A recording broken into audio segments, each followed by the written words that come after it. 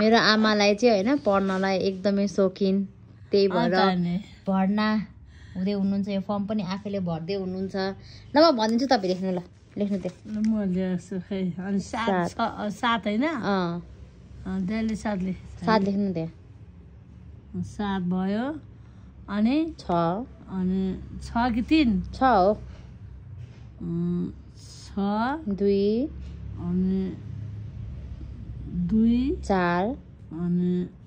4 1 अनि 1 0 अर्थ नै के आएको थियो बाजे अनि सानो पारेर लेख्नु पर्यो नि त सानो पारेर लेखा हुन्थ्यो नि त अब त्यही अटाउनु जबरजस्ती अटाउनु त्यो इमेलमा तपाईले के राख्दैन त्यो राख्न न लेख्दै जानु न कति भयो अब 0 लेख्नु न 0 हो ठुलो भयो लेख्न त्यो माथि लेख्नु के पर्दैन अब यता लेख्नु अनि 8 ती माथि लेख्छ नि इमेलको माथि त्यही 8 हुन्छ तपाईको इमेल छैन नि त तेरो लेख्न पाइयो कति छ 8 लेख्नु न 8 लेख्नु नि 8 है त्यसकै माथि लेख्न है मुगर अनि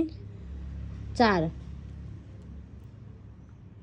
अर्थात लेपे भल्जी भन्दैन इमेल छैन तपाईको 7 लेख्नु न अब 7 ल है यसलाई चाहिँ अलिक मिला है मम्मीले यो साले कुकुर किन बिगारेको के कहाँ बिग्रियो राम्रो चाहिँ भयो अब बुवाको नाम लेख्नु यो हैन डम्बर बहादुर बस्नेत लेख्ने है पनि तार्ने यहाँ हैन हो त्यहाँ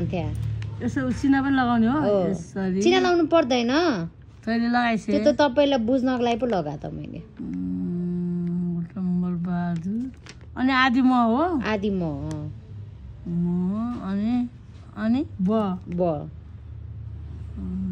अब यो उमेरमा किन पढ्न मन ला अनि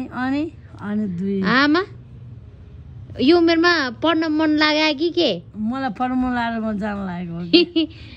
सबैले फर्म भन्छ तँलाई के आउँदैन भन्छ तिनीहरूको यी खालि पक्कमा पढेर आउँछु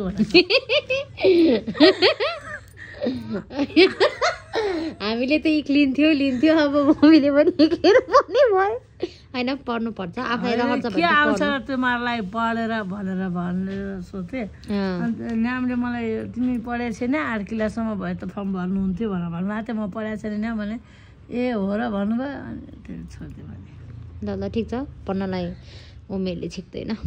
उमेरको बुढी भए पनि मन बुढी हुँदैन जति वर्ष भए पनि पढिरह्यो भने पढाइ जस्तो विद्यान जस्तो त केही पनि हुँदैन वाह सही